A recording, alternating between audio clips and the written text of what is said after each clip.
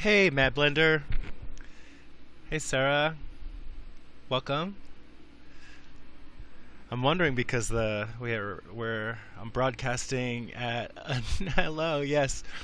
I'm wondering if because I'm broadcasting at such a strange time if people will even know, but I don't care. I'm happy to chill here with y'all. Yeah, missed you too, Mad Blender. Um uh how's stuff going? So hopefully you're gonna hey Sepuru. I hope that maybe we can get an update on um you're doing some kind of a challenge. Something's going on. There's stuff going on. So anyway, I hope that folks are gonna come on and and guest today. I don't know if we'll do a full hour. It just feels so bizarre. First of all, it's dark here. Um, Hey, well, I've been doing. Sapporo says I haven't seen you on here for ages, and I think you're talking to me. And yes, okay. So one thing at a time. I think you're talking to me, and I've been doing the live stream on Sundays at 11 a.m. Eastern Standard Time, and I think I've been pretty good. I missed one broadcast, one live stream a few weeks ago, like after it had been after there just had been a lot of things going on, and I just needed to take a little bit of a break, and that happened to be the Sunday that I tried to go to Canada. That led to me getting stopped at the border, and there's a whole thing, and I can fill you guys in on that. And then, yeah, so, and now Mad Blender is doing high carb Hannah's lean and clean challenge and a minimalism challenge. These are all things that I need to be making part of my life. Hey, Hitman. So, okay, we got some people on here. I hope everyone's well today, and I hope that everyone is ready to have a great little chat. Again, I always think it's a lot of fun to have folks guesting so that the conversation can have a little bit more flow. And then as things, thanks for the 100 likes, Hitman, so that we can have a conversation while things kind of continue flowing in the chat and topics come up for discussion. Usually I have a smoothie because it's in the morning, right? So I have a smoothie, but it's not morning now. So I've got a bag of dates here, which is just everything's different. But I'm perfectly happy. I hope that you guys can hear me well, and I hope that I'm not too loud. Um, any comments on that? Am I too loud? Oh, that's so sweet. Um, Yum dates, exactly. So yes, thank you so much, Mad Blender. Um, I I certainly enjoy your company here, so it's great. And I realize that we haven't connected on here.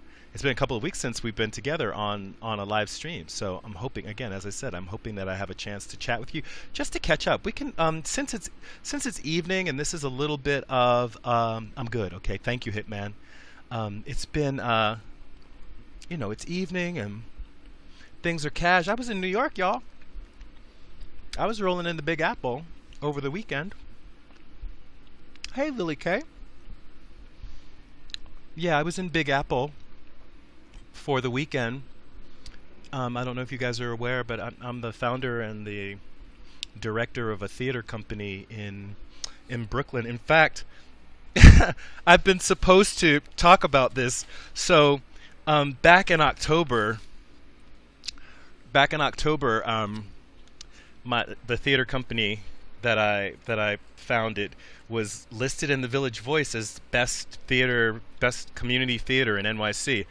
And we all think that that's kind of shady because I'm like, what does that mean? Because the kind of theater we do is not necessarily, we're not doing Annie Get Your Gun. I'll tell you that. We're not doing plays like Annie Get Your Gun. But I'm still happy to have been shouted out.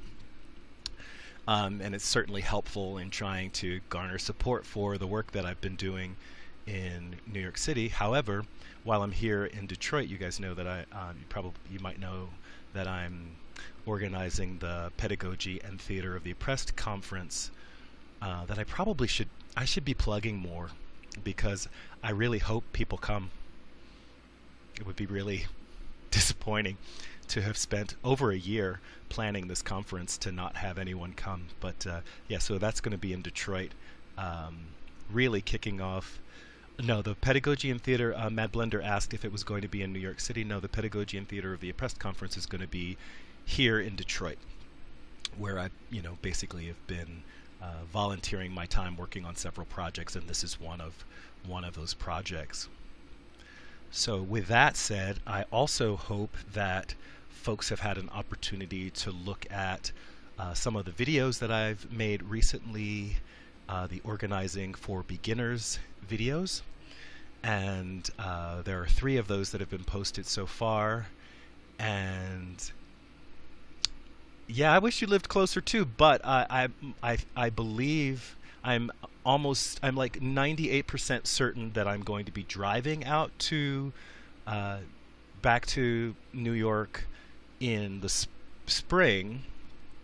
It will be the spring. Yes, it will be in the spring, because I'll be there for 2 months, and so I'm going to have to bring Jack, which means that I won't be flying. So, maybe maybe I might take a detour. I think it's maybe a little north of 80, but I might be taking a little detour and maybe stopping in and seeing some pals that are in Pennsylvania. Since I have to spend so much time in Pennsylvania just driving anyway, it's more than half the trip.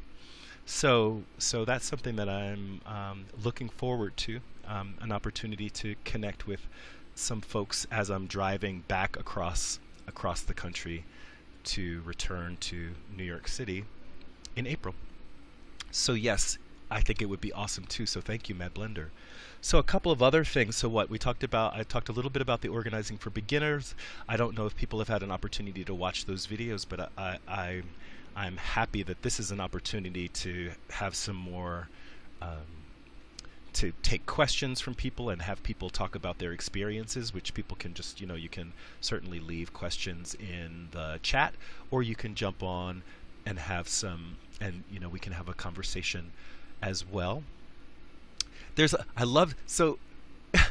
So Lily, I'm seeing your icons, and it's like a thumbs up, and then it looks like a little chocolate bar, and I'm guessing that is dark chocolate because it's not milk chocolate because we're vegans.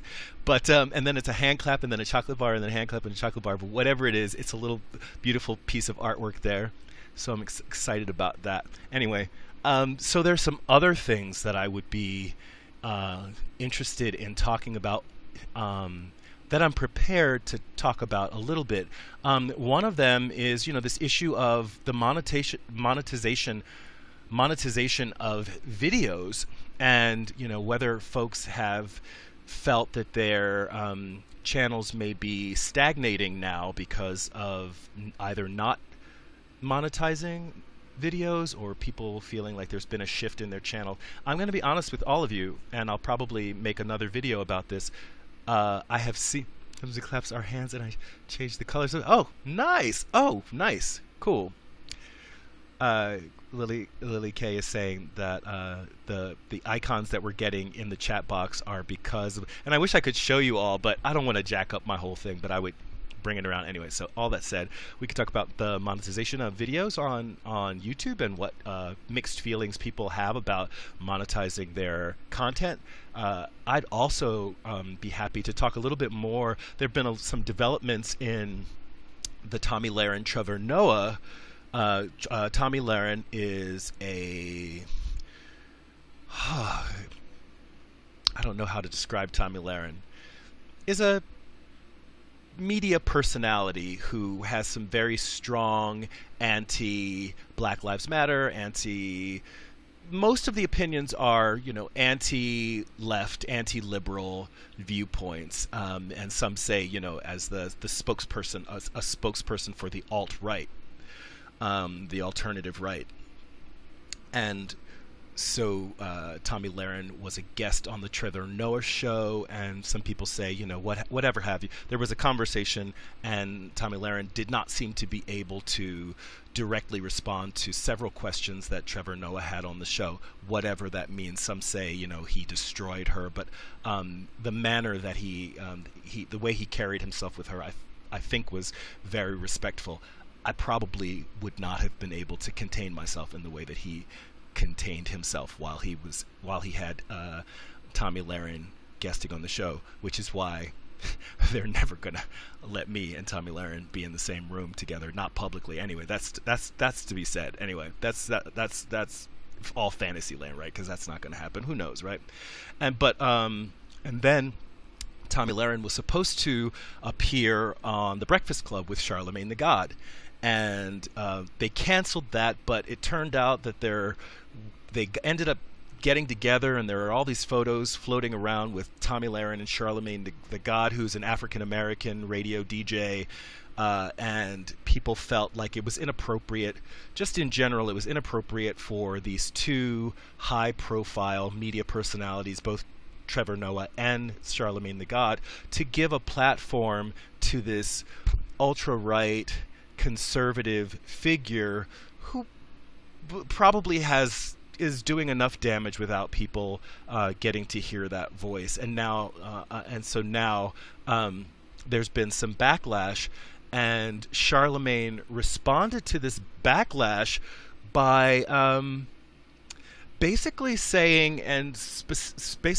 that if you don't like the narratives people are painting of you, create your own platforms to control your own narratives.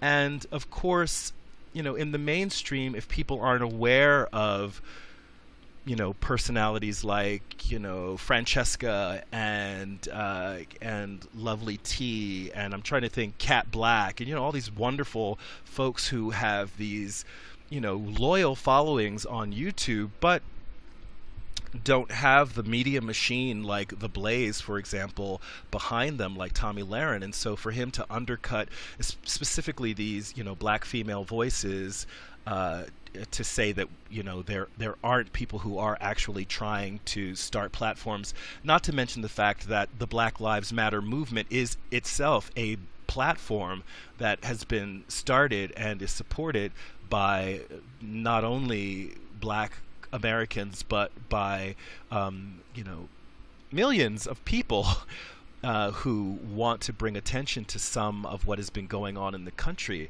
And so I would love to have a conversation about this idea of, how do we address what's being said about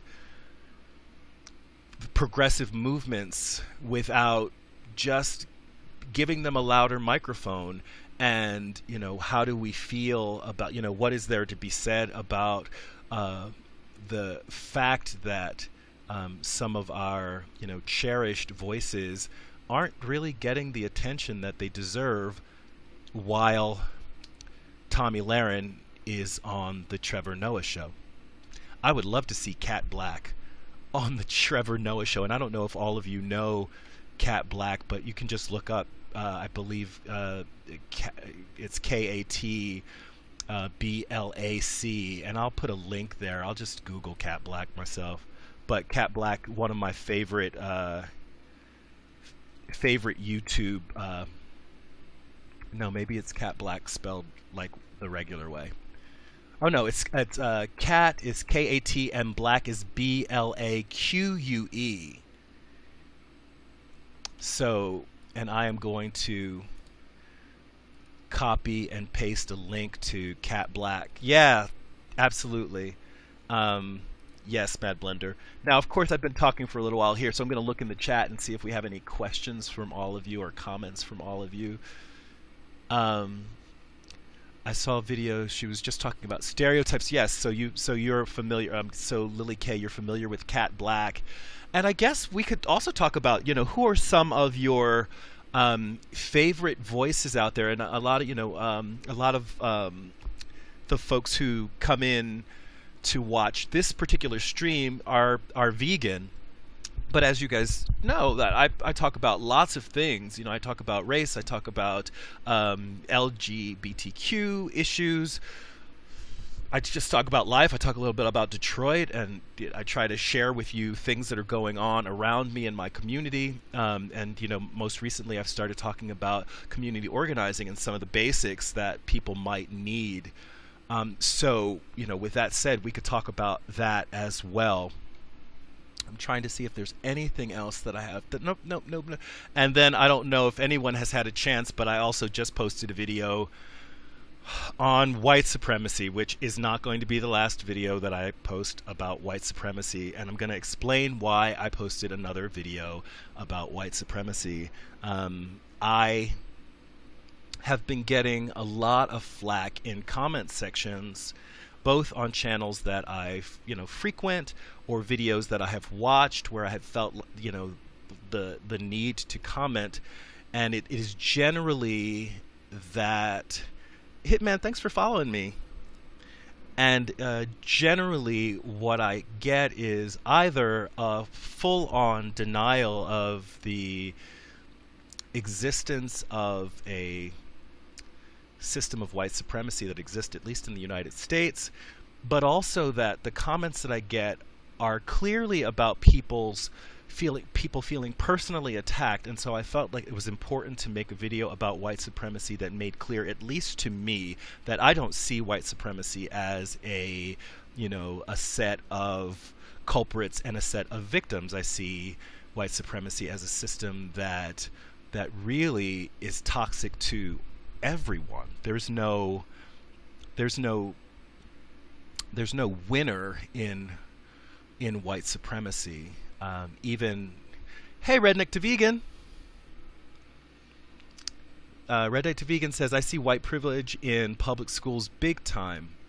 But again, so how do we hold conversations about these systems, and how do we give names to these systems that make it clear the way that they play out without pointing fingers? Because no one living today created the racist system that exists in the United States, and I would say at this point it's throughout the world.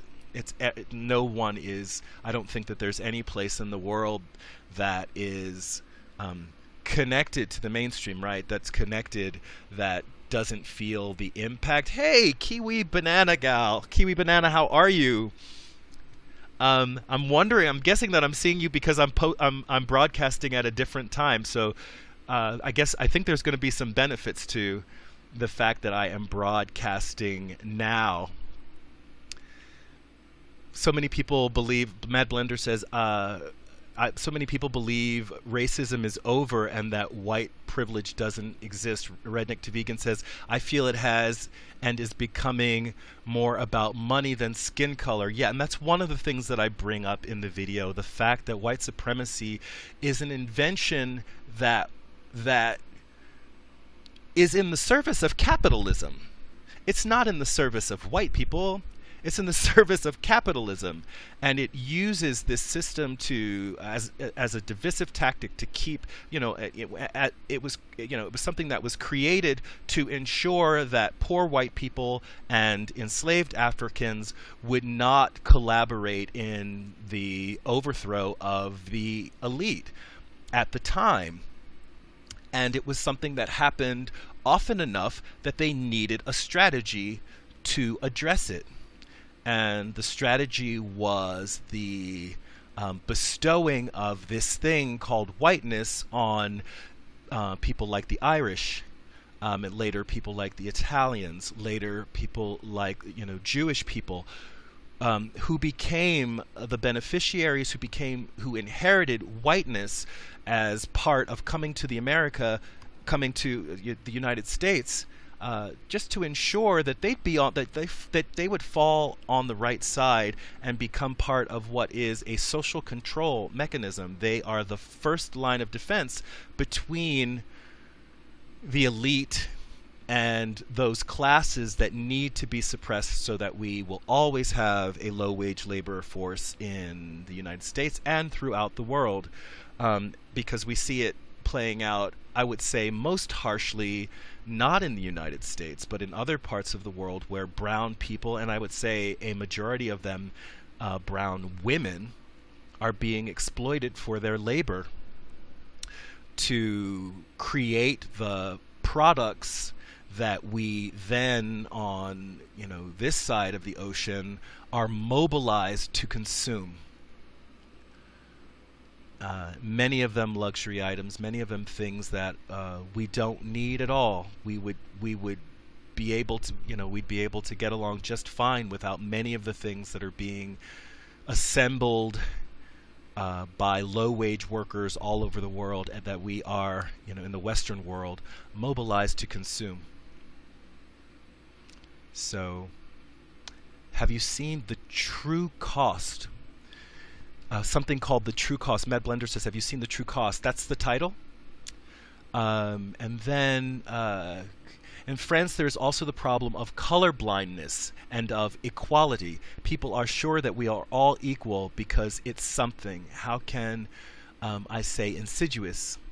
They don't believe in it, and they say we are racist, and we look for fights, and we want to create problems, or that we don't want to give up, like, okay, it was in the past, while white supremacy doesn't exist. Stop playing victims every time you are giving excuse to real racists. And I think the other interesting thing about calling people who call out white supremacy victims, those generally aren't the victims, right? Those are the fighters.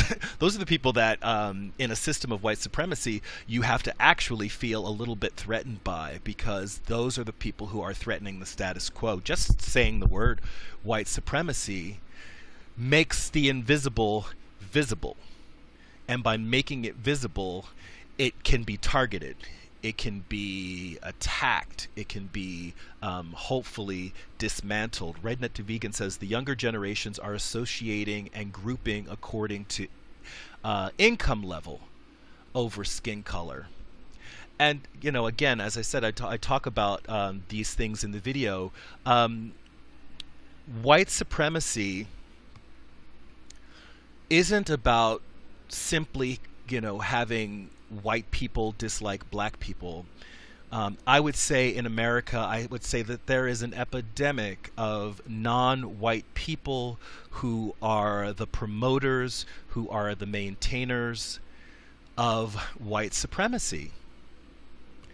And it has to be this way, because for us to, as in the United States, for us to be able to continue with the limitless growth that capital requires, that capitalism requires, you're going to have suddenly brown people in the United States who are accepting of the exploitation of brown people in other parts of the world. And to be able to accept the exploitation of brown people in other parts of the world, we have to devalue them. We have to see those lives as not, they don't matter. Those lives don't matter. So we can have white supremacy operating, and we can have African Americans, we can have non-whites in America, immigrants, we can have non-whites targeted in the United States. It does not mean that every non-white person is the direct target of white supremacy, because again, it doesn't care what color you are. It simply needs us to value the lives of brown people less, to devalue those lives enough not to care that they're being exploited, to provide us with the nonsense, and I'm going to come out and say it, with the nonsense that we want to rush out and buy.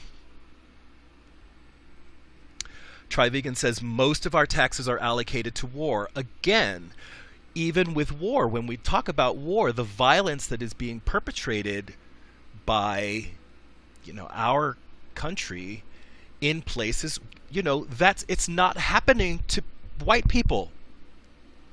Why is that? Is that just an accident? Is it an accident that the places that are, torn by war, for the most part, are people who are either black or brown, or aren't accepted into what we call whiteness, in the same way that the Jews were not considered white, that the Italians were not considered white, that the Irish were not considered white. It's not all about the color of your skin. Capital doesn't care. It just needs to be free to do its dirty work without people standing up and protesting, and the the lack of protest is in and of itself a sign that there is a problem, a sign that people on some level are okay with what's happening. And it's not very different, and I'm guessing that we got a lot of vegans in the room. It's not very different than the way we have devalued the lives of animals to be able to exploit them. Now, the way it is manifested is very, very different. So I'm not going to try to sit here and say that one oppression is the same as another. And the way that those things are experienced culturally are very different. But and I'm saying I'm speaking as if I have like the ultimate truth, and I don't want to come off that way. I believe these things very strongly, and I would love to hear what you all think. In that dynamic, you have to. Trivegan says in that dynamic, you have to use propaganda to devalue and to dehumanize an elaborate excuse. Redneck to Vegan says, reminds me of that scene in Boys in the Hood when a black cop calls the young black boy the N-word and points the gun at him. And that this is and some of the discussions that I've been having online is people saying, well, if there's racism, why are black people why are black cops responsible for the deaths of African Americans as well? Why are white people the target of this violence? Why is there so much black on black crime? If blacks are responsible for more black deaths in America than cops, why is that? And it's not about a white person pointing a gun at a black person. It's about the fact that the lives of black and brown people are simply devalued. They're just devalued, and I feel as culpable in that as any white person. Every time I don't stand up for a change, every time I purchase something with the faint awareness that it's been made by someone who was exploited. Lily K says, because I think it's something which is learned. We were raised to devalue ourselves. Yes, Lily K. I agree with that. Another thing that I'm hearing a lot is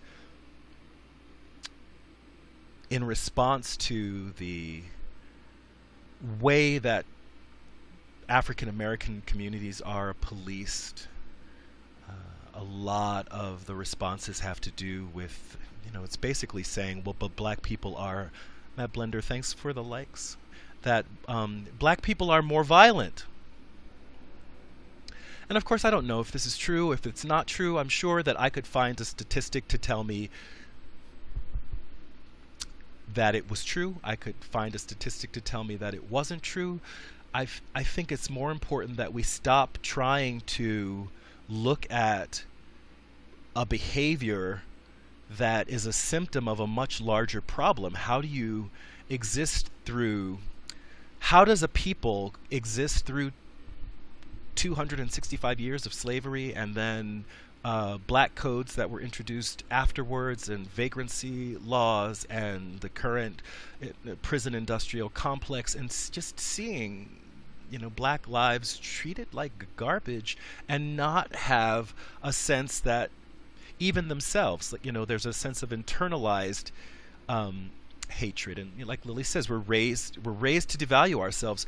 And since the violence that occurs in communities, since most people, if you're going to be shot, you're going to be shot by someone of your own race. And that has more to do with the way that we're segregated in our society. That's just who you are going to see. But the rates of violence, the rate I want to say, I don't know how to say it, the rate at which violence has been visited upon African Americans, the rate at which violence has been visited upon black people all over the world, has normalized violence in those communities. So why wouldn't people see violence as a normal way to interact with each other. Why wouldn't they? So I have a guest. Hey, our first guest up is Mad Blender.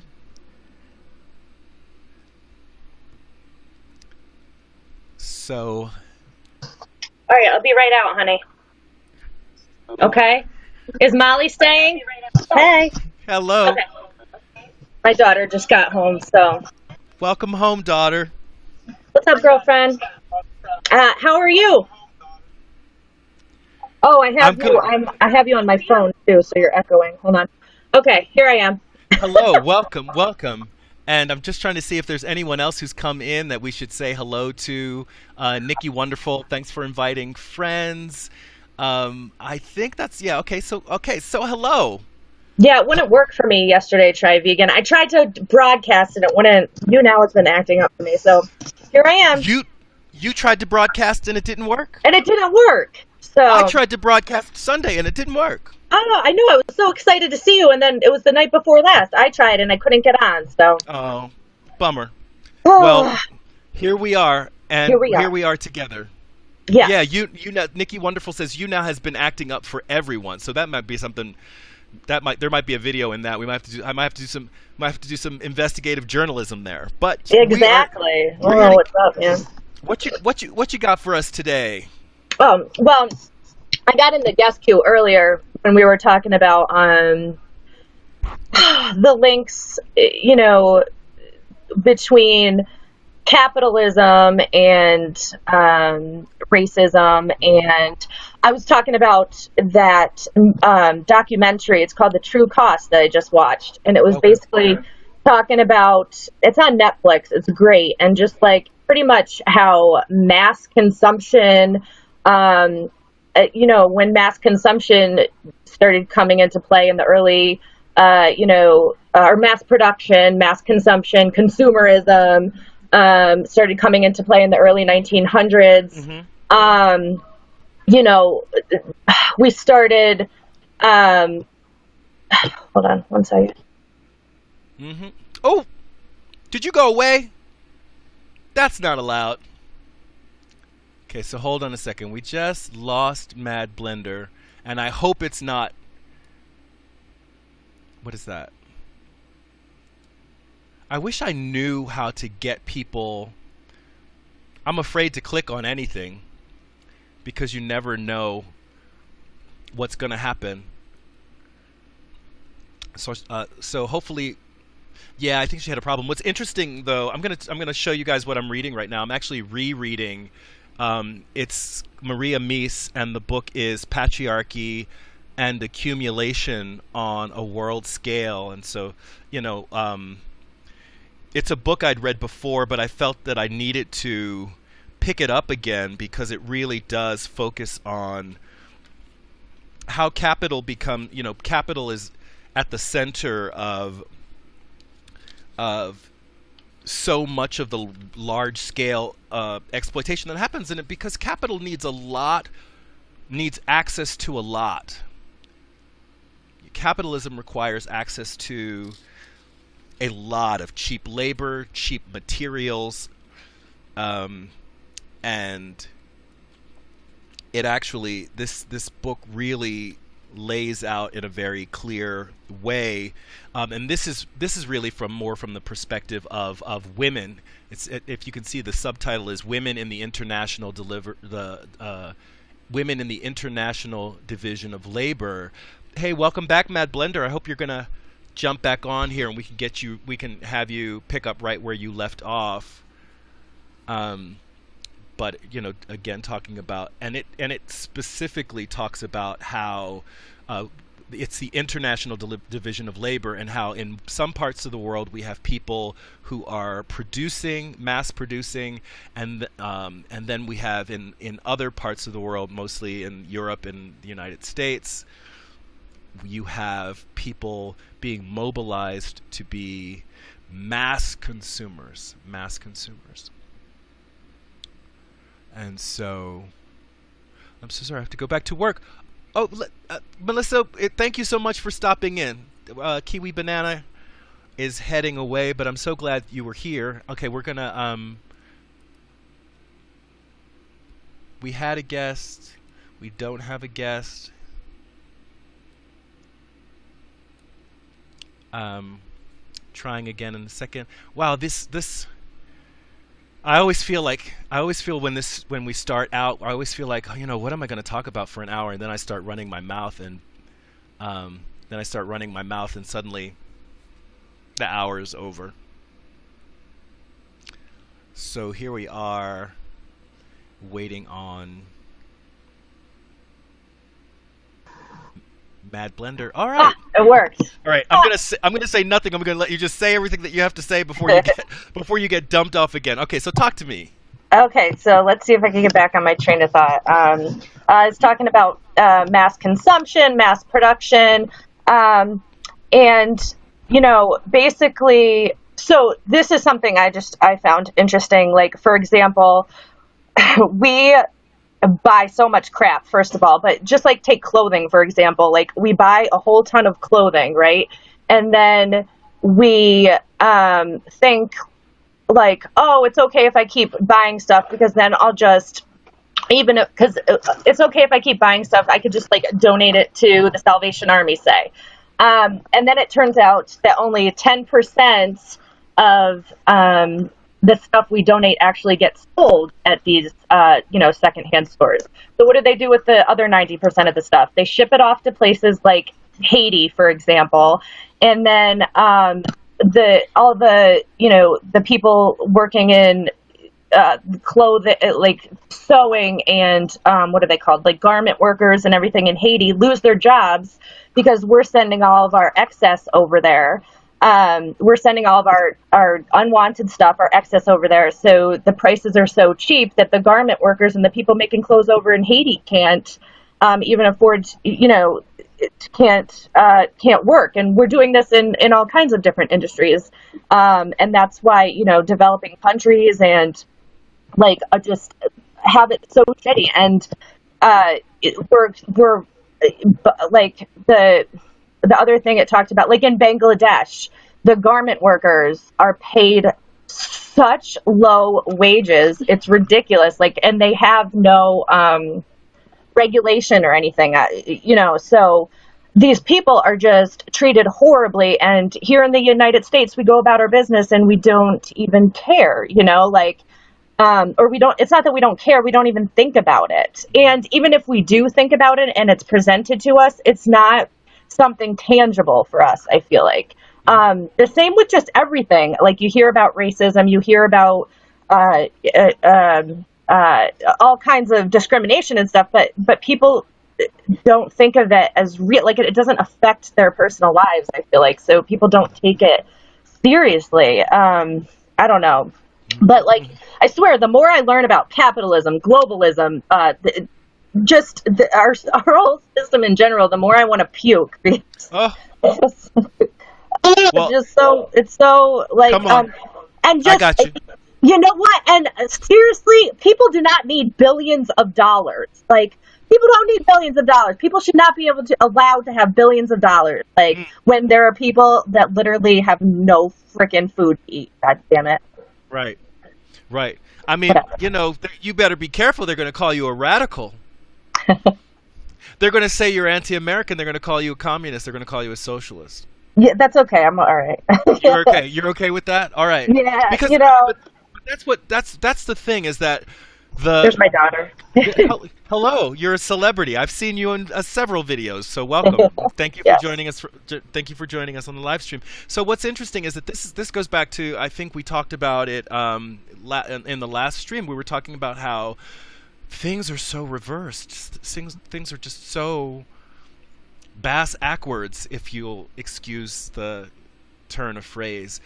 But good is bad and bad is good. So exploiting someone senselessly becomes that becomes okay.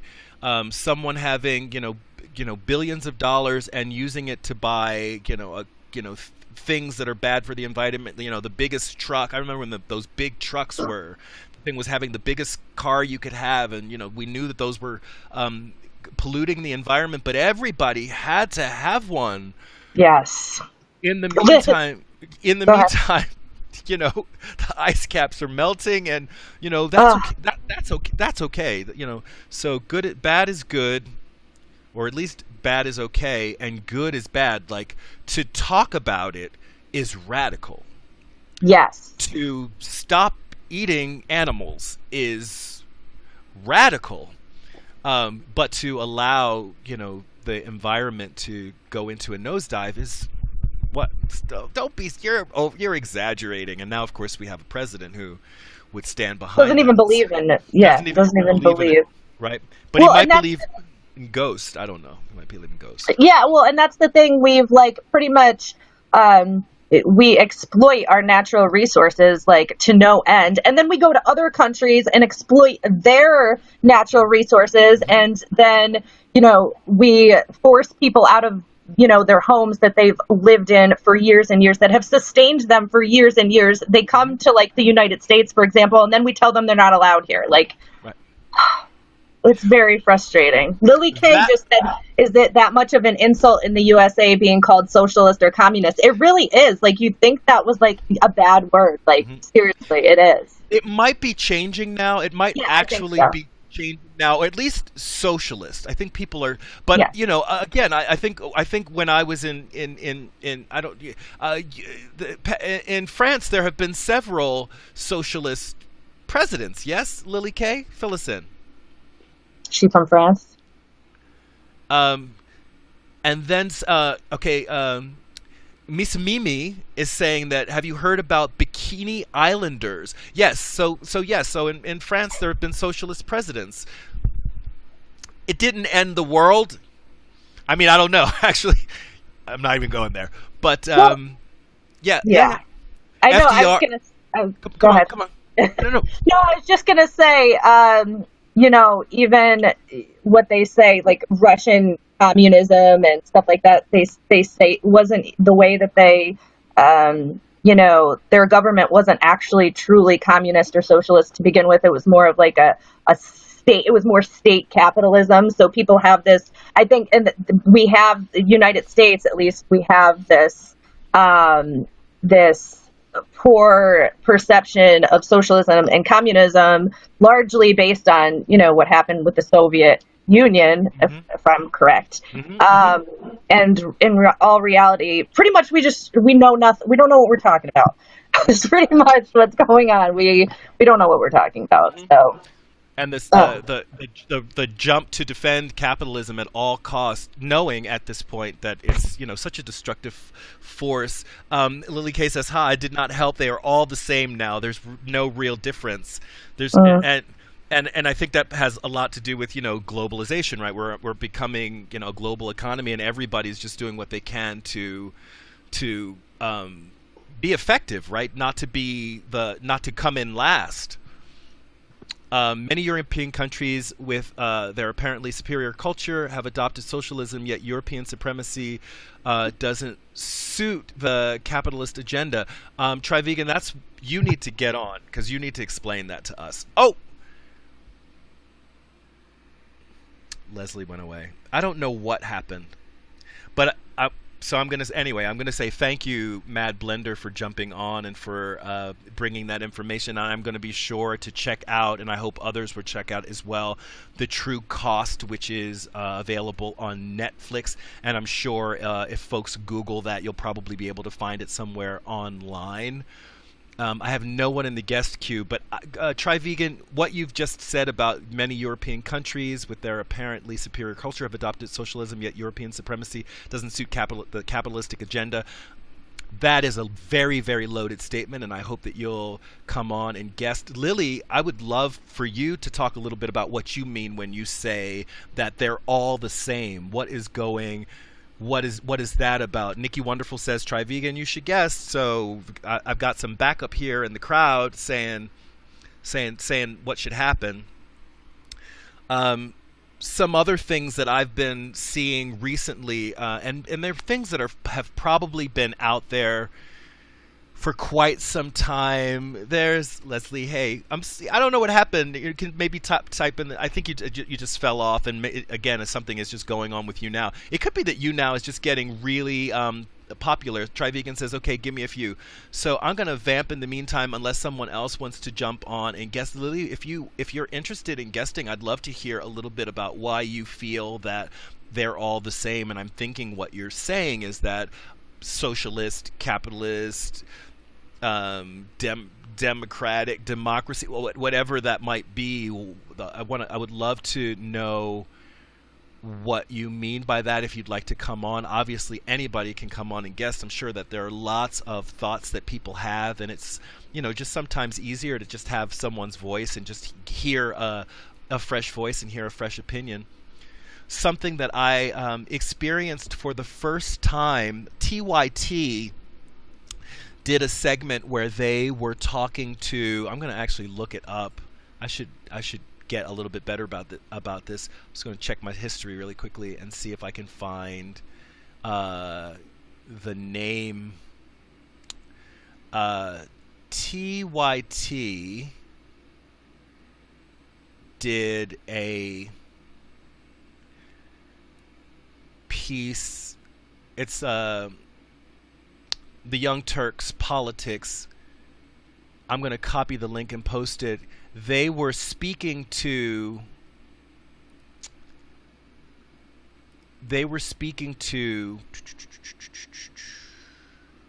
Nathan Darnigo,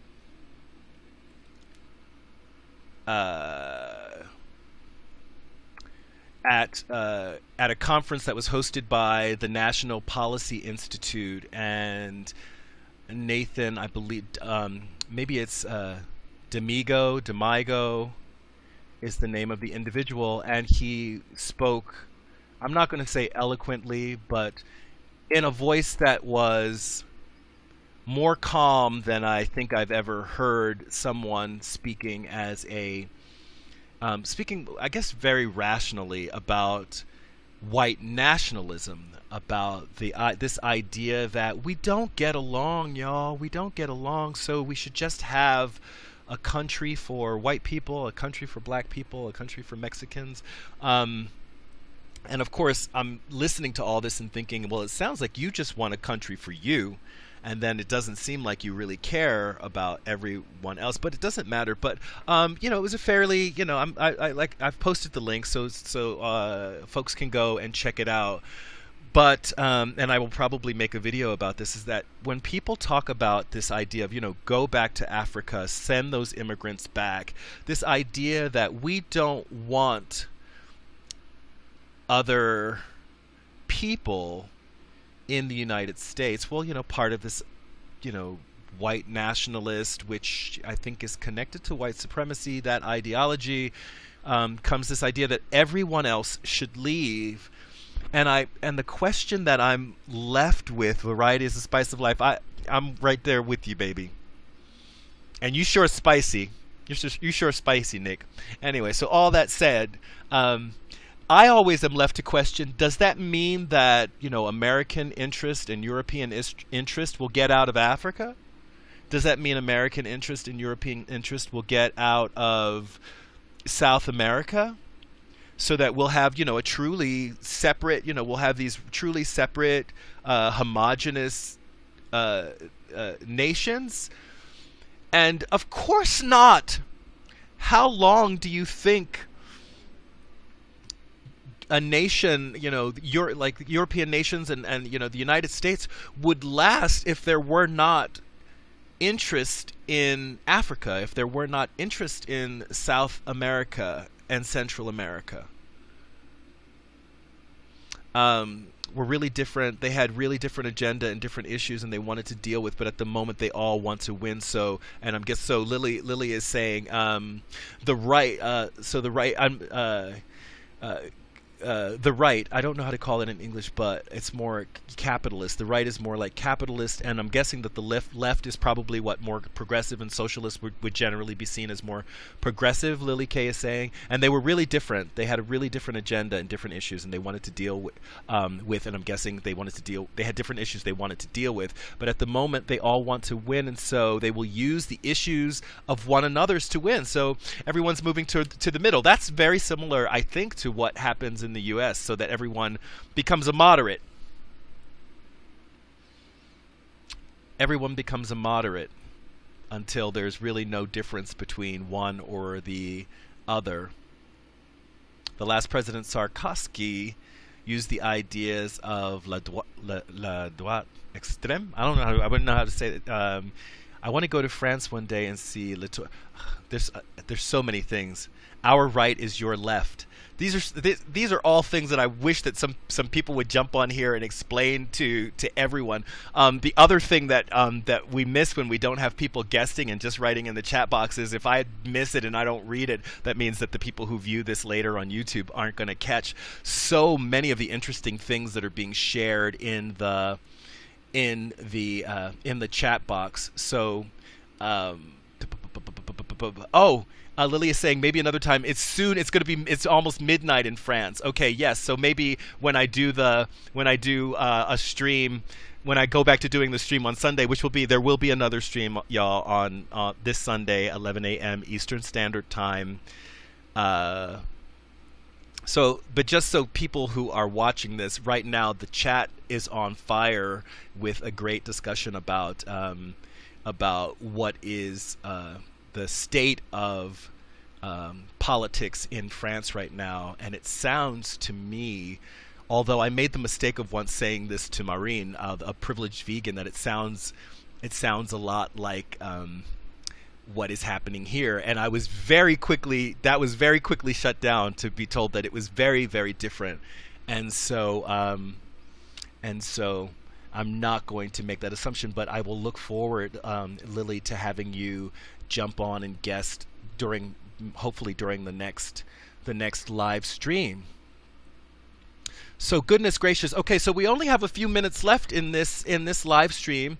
I'm told that we're going to get to hear from Try Vegan, so I'm hoping whatever happened, and this is the thing that happens. Thank you, Misa Mimi. Thank you for 50 likes.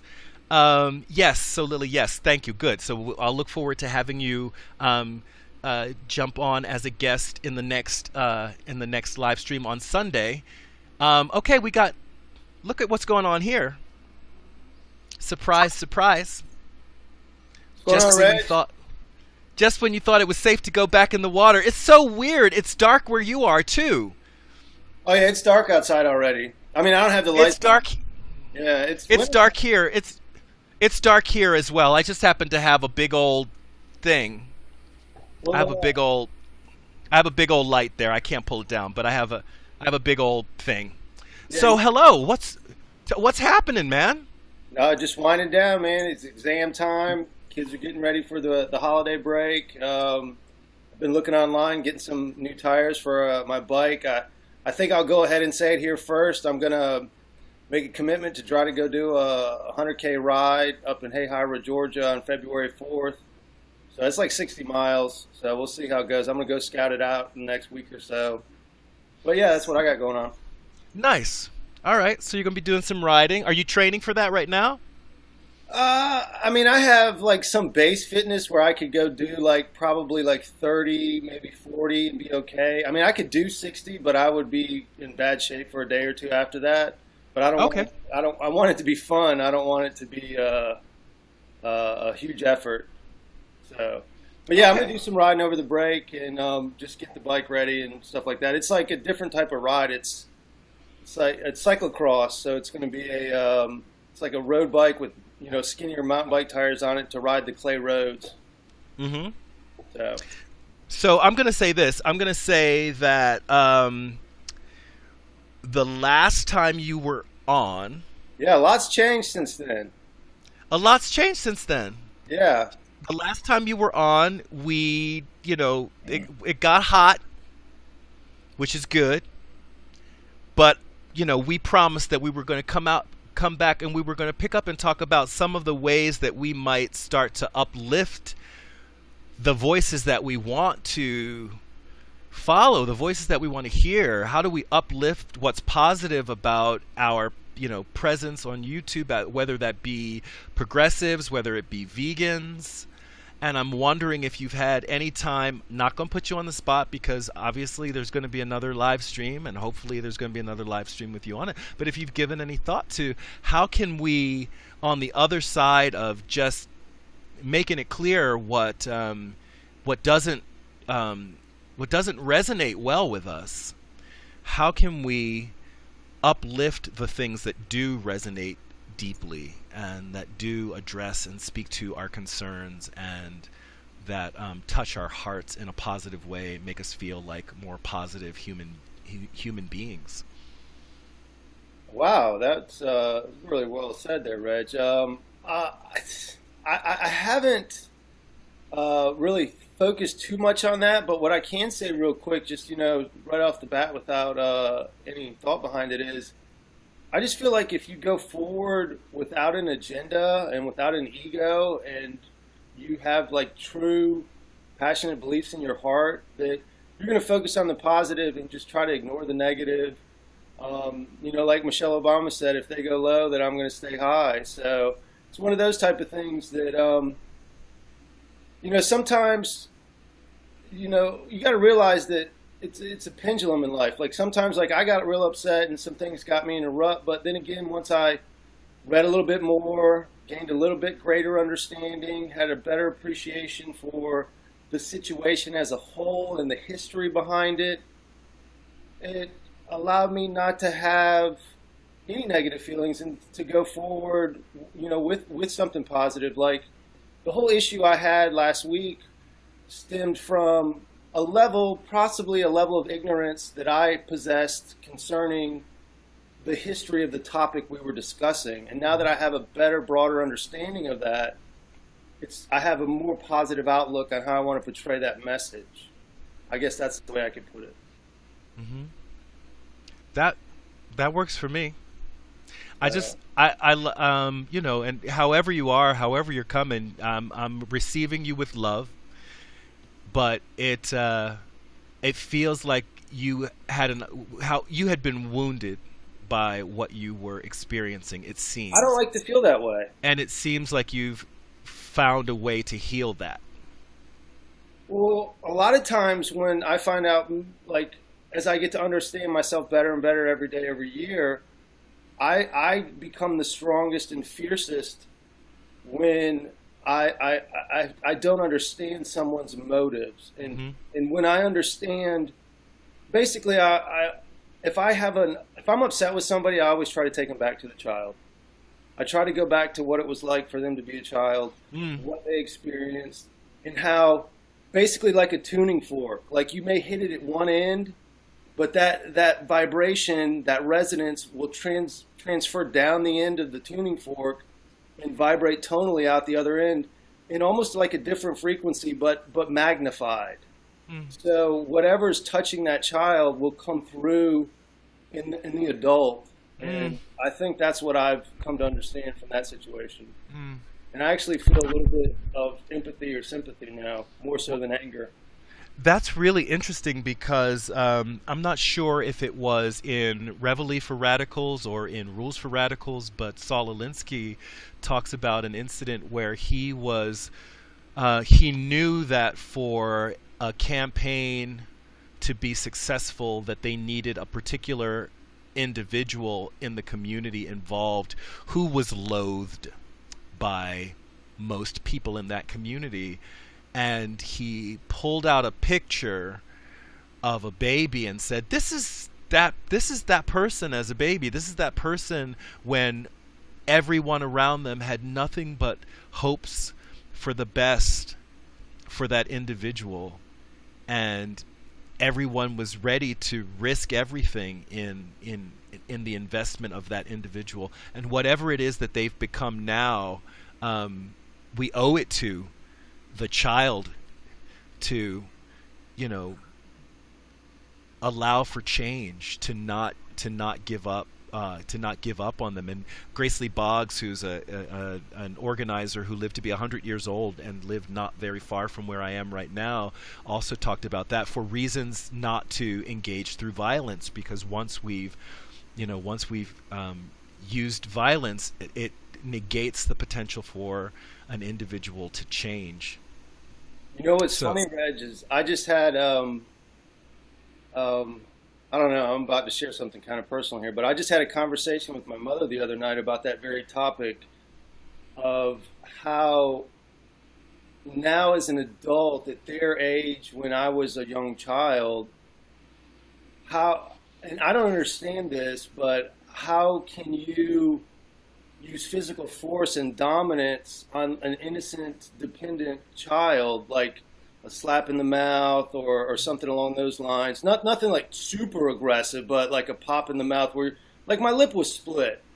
And, you know, it was basically something along the lines where my mother was like saying something about like, give me more respect. And it just popped into my mind. And I was like, you mean like the kind of consideration and respect you gave me as an innocent child when you popped me in the mouth when I didn't do exactly what you wanted me to?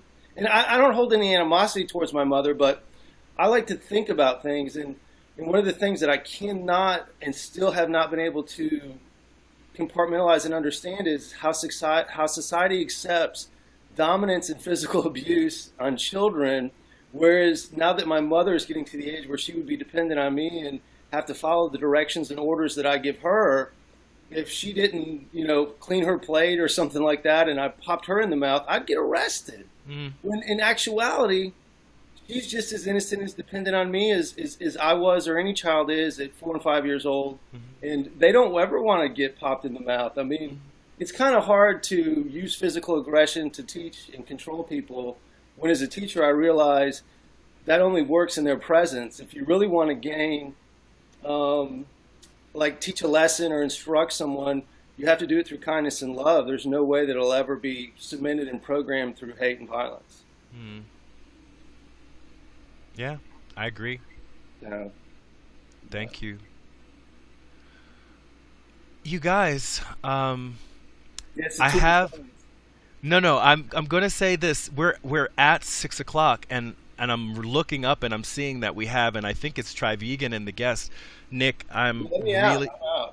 I'm glad that you were there, and I hope that I see you, you know, on Sunday or soon, or we'll connect. I hope that we connect soon. Thank you so much, though, for sharing your beautiful thoughts and some of your personal life. And again, I look forward to seeing you soon. It's always great, Reg. You take care, and thanks, everybody. Y'all be good. Best wishes. All right. Peace. All right, so there's thanks, Nick. Thanks, Redneck to Vegan. That was Redneck to Vegan. And now we got, okay, so now we're going to welcome, guesting for the first time with me, but certainly not the first time that I've been in a live stream with this individual. I want to welcome Try Vegan. Hey. Hey, how are you? I can hear you. I can hear you just well. How are you, man? Oh, I'm doing pretty good. I just had to hop in the shower real quick because I was doing some work outside, so I was kind of dirty. Sorry for the disheveled appearance. No, it's quite all right. You're gonna be closing us out today, so I wonder.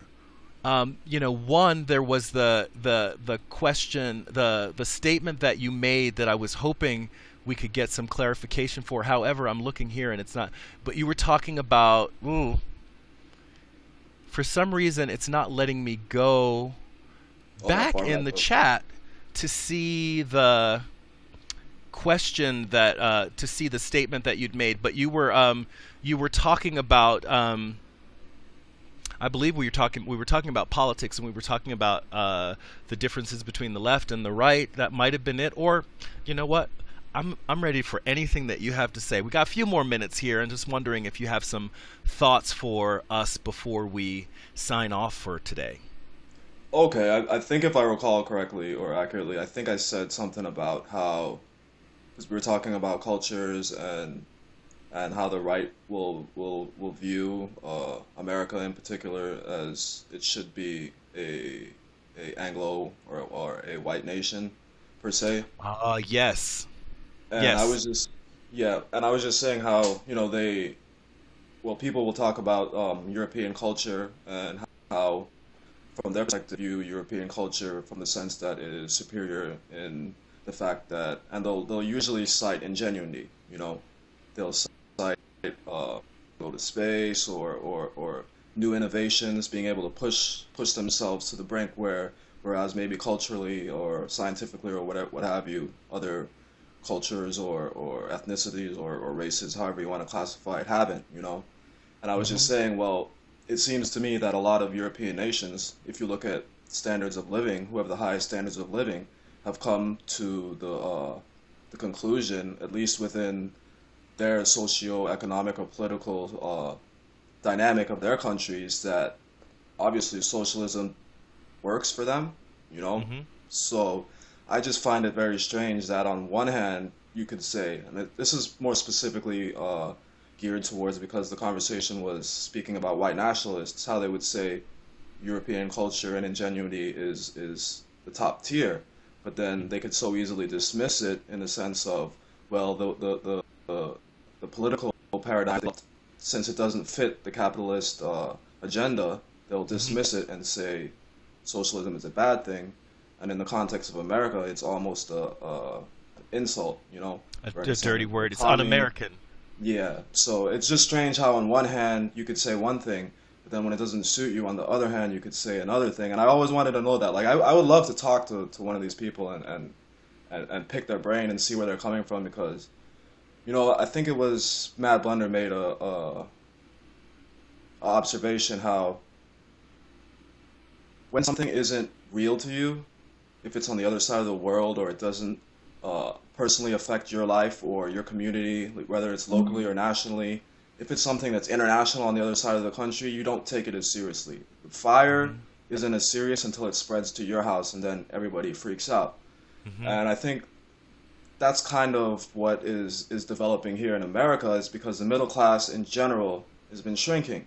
So now all of these socioeconomic problems that have been plaguing, say, the black community for forever, you know, are now reaching them. So now you Mm-hmm. see the reaction in this way, and the problem is you can't blame the person who was always on the bottom. You know what I'm saying? Mm-hmm. So at some point we have to come together to fix the issues because these issues have plagued everybody. If one community in America has been dealing with it forever, maybe you should look down at what they're saying and take it with a little bit more, I don't know, take it seriously just a little bit, you know, just hear the other side. I always feel like we all, whether it be on the left or the right, we need to hear the other side and remove ourselves from the situation and try to look at it just completely neutrally and objectively and see if we can come to any sort of general consensus. I don't think a general consensus can be made if people are saying, well, you know, go back to Africa or we need a completely separate country or something, just completely Mm-hmm. Mm-hmm. dismissing the fact that completely dismissing the fact that Africans were brought here. You know what I'm saying? So it's like you come, we bring you here, and then we send you back. You know, it's like what's going on here? It's like, can we sit down? Can we talk? Can we figure something out that's that's realistic for Mm-hmm. everybody? So Mm-hmm. I don't know. You're getting applause from Lily K, and I'm feeling you. I'm feeling you 100%. And again, and we need each other because there is no way that we're all going to be able to continue to function in a society where there's there's mass exploitation. We're running low on resources. The ice caps are melting. We are going to have to figure out a way to work together to deal with these issues. And because violence has been used so much to create the relationships that are necessary to continue with production, like to keep the capital Yes. machine running. It doesn't mean, because it's violence, it doesn't mean that it's not it's not collaboration, right? It's still, something is required of Africa, something is required from the South and Central America, something is required of India and the Middle East, something is required from Europe and from the United States, from these places. And can we not figure out a different way to engage with each other than through through violence, which begets violence, which begets violence, and we label it on one side terrorism, on another side we label it progress, and in the end, it's one planet. Yes. And it's not like if it falls apart, there's going to be one chunk that's going to do better than another chunk, right? Yeah. Well, that's the thing. That's why I think, like, in political discourse, it always seems to start, since tensions are running high, especially now, with a ideological difference. You know what I'm saying? Nobody seems to start at common ground, build a rapport, and then move on to the things that we disagree with. It's always, let's start at something we completely don't agree with, where you're on one side of the cliff and I'm on the other side of the cliff. You know what I mean? And let's try to bridge the gap after. No, what you could do is you can start from what we do agree with, and, like, even on the alt-right, or libertarianism or Tea Party, or whatever you want to define it as, you know what I'm saying? There are certain things that some of them, ideals that they espouse, that agree with, say, on the opposite paradigm, the far left, like, military intervention overseas, and what else? Mass incarceration, the privatization of the police force and stuff like that. Like, these are things that we should be coming together with, even on drugs per se, the drug war. Like, let's start there and move on, and then hold whichever leader is elected, whether it would be a corporatist like Hillary, somebody who's now turning out to be a corporatist like Trump, but who ran on a populist agenda, or whether it would be a quote-unquote democratic socialist like Bernie. Whoever gets elected, let's hold them to the standards and the ideologies that you had prior to the election, and not make it like, I just want to beat, you know what I'm saying? I just want to beat the other guy and rub it in your face when you lose. But then when he goes on and he starts appointing people to his cabinet, or in putting people in the White House, it's a bunch of corporatists. You know what I'm saying? Like, it's your job, who you elected him, it's your job more than anybody else's, is to hold him accountable. You can't just say, well, now I accept it, and it is going to be the way it is. And I can get into the fact that he was a billionaire donor anyway, so it's like, whether you're bringing in a donor who's paying for writing checks for Hillary Clinton, or you're bringing in somebody completely from the outside, the end result seems to be corporatism,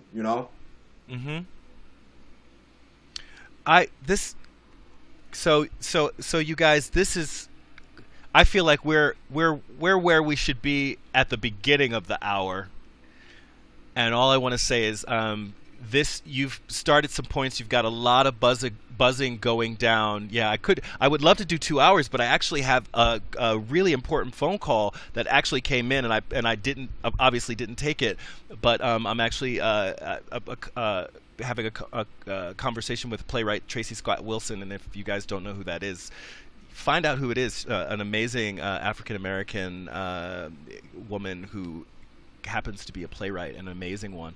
But we're having a conversation about some collaboration for the spring.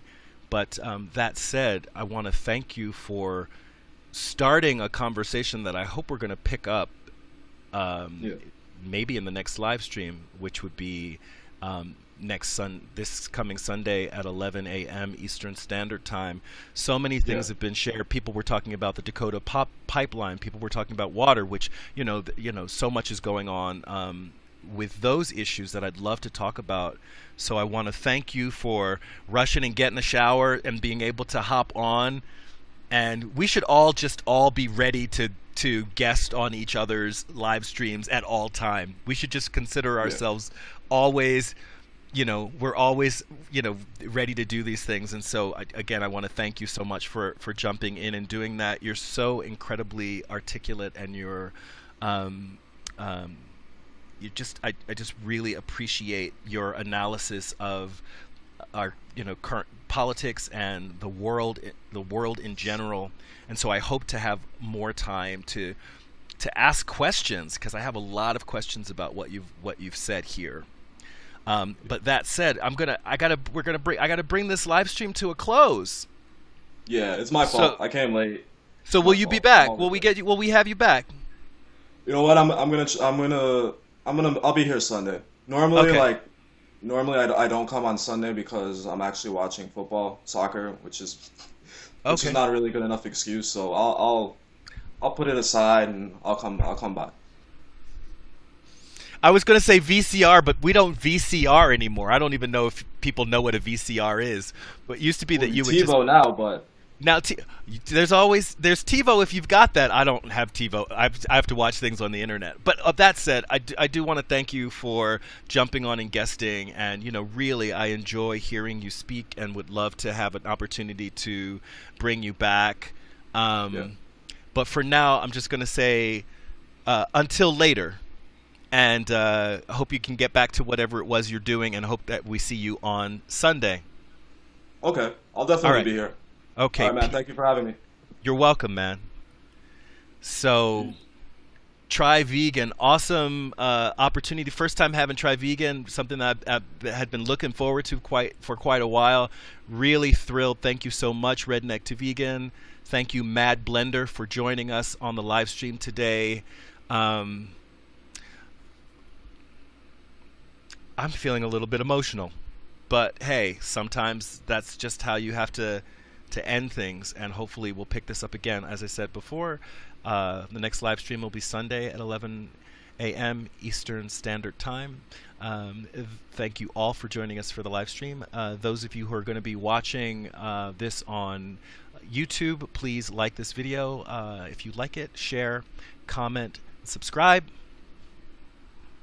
This is Reg signing off. Love yourselves. Peace.